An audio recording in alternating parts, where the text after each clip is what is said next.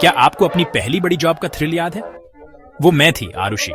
जब से मैं छोटी थी, मैंने हमेशा अपने पैरों पर खड़े होने, कड़ी मेहनत करने और फाइनेंशियली इंडिपेंडेंट होने में विश्वास किया है। तो फिर दिल्ली की भागदौड़ में एक मार्केटिंग एग्जीक्यूटिव के तौर पर अपनी पहली असली जॉब मिलना, मैं 7वें आसमान पर थी।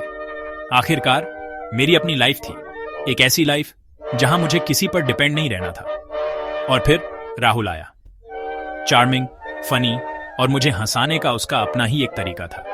हमारा रोमांस किसी मूवी से कम नहीं था। देर रात की ड्राइव्स, मूवी मैराथन और हमारे फ्यूचर के बारे में एंडलेस ड्रीम्स।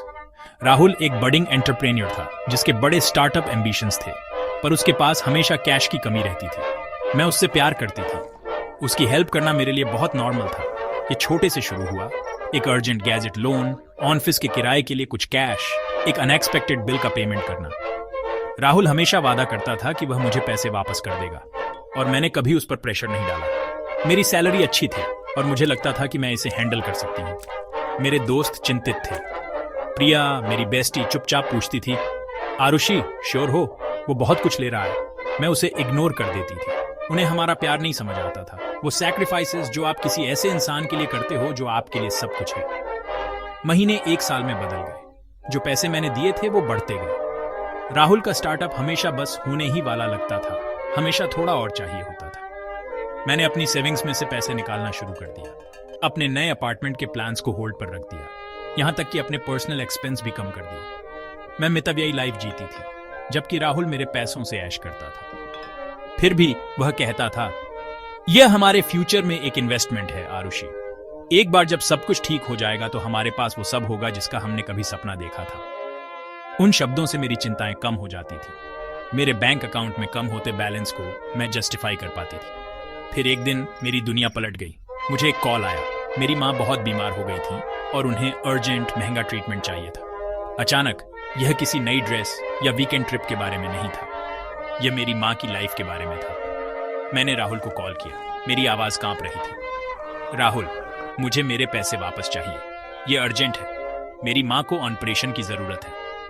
एक लंबी अनकंफर्टेबल चुप्पी, फिर उसका जवाब शांत, लगभग ठंडा, आरुषि, तुम्हें पता है मेरे पैसे बिजनेस में लगे हैं, मैं उन्हें ऐसे ही नहीं निकाल सकता। शायद अपने डैड से पूछो या लोन ले लो। उसके शब्द मुझे मुक्के की तरह लगे। जिस आदमी से मैं प्यार करती थी, जिसे सपोर्ट किया था और अपनी मेहनत की कमाई पर जिस पर भरोसा किया था, वह अब मेरी सबसे बड़ी जरूरत में हेल्प करने से मना कर रहा था। वह चाहता था कि मैं अपने पेरेंट्स से भीख मांगूं या कर्ज में डूब जाऊं, जबकि मेरे पैसे उसके कभी न खत्म होने वाले स्टार्टअप में फंसे थे। तभी रियलिटी सामने आई, एक ठंडी, तीखी रियलाइजेशन। यह प्यार नहीं था, यह शोषण था।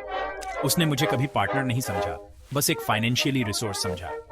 वो सारे वादे और बड़े प्लान्स अचानक वे खोखले लगने लगे, सिर्फ मैनिपुलेशन के अलावा कुछ नहीं। मैंने अपनी स्ट्रेंथ जुटाई और कहा, तो अब हमारे बीच कुछ नहीं बचा। उसने मुझे टालने की कोशिश की, कहा कि तमाशा मत करो, लेकिन मैं थक चुकी थी। आंसू बह रहे थे, न सिर्फ मेरे खोए हुए पैसे या उसके लिए, बल्कि उन सभी इल्यूजन्स के लिए जिन पर मैंने खुद को विश्वास करने दिया था।